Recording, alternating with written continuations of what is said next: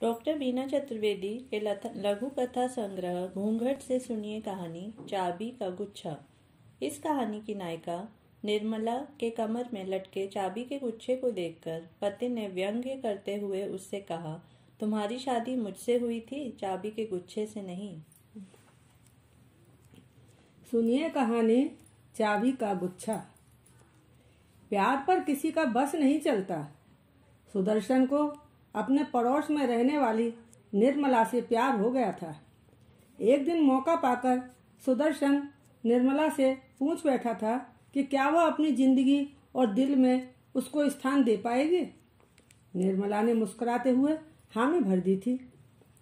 सुदर्शन के पिता रोशनलाल बहुत ही संपन्न और प्रतिष्ठित व्यक्ति थे। उनका कारोबार दूर दूर तक फैला हुआ था। सुदर्शन उनका इकलौता बेटा था, जबकि निर्मला अति साधारण परिवार की सीधी सादी खूबसूरत और खुशमिजाज लड़की थी। सुदर्शन के आग्रह करने पर उसके पिता रोशनलाल ने निर्मला के पिता से अपने बेटे सुदर्शन के लिए उनकी बेटी निर्मला का हाथ मांग लिया था। इस रिश्ते की बात सुनकर निर्मला के पिता को बहुत खुशी हुई थी और उन्होंने तुरंत आश्वासन दे दिया था। शुभ मुहूर्त में सुदर्शन और निर्मला की शादी संपन्न हो गई थी।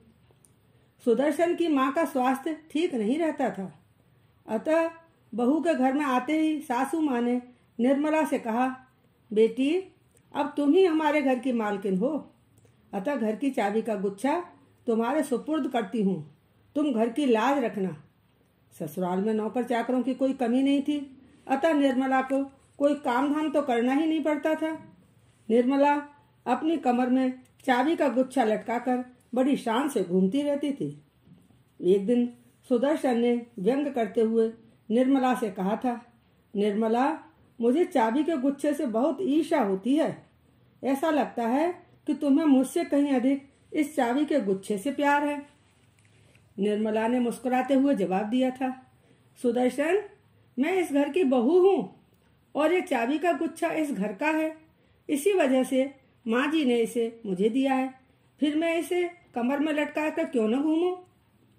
सुदर्शन ने निर्मला को समझाते हुए कहा, निर्मला तुम मेरी पत्नी होने की वजह से ही तो इस घर की बहू बनी हो।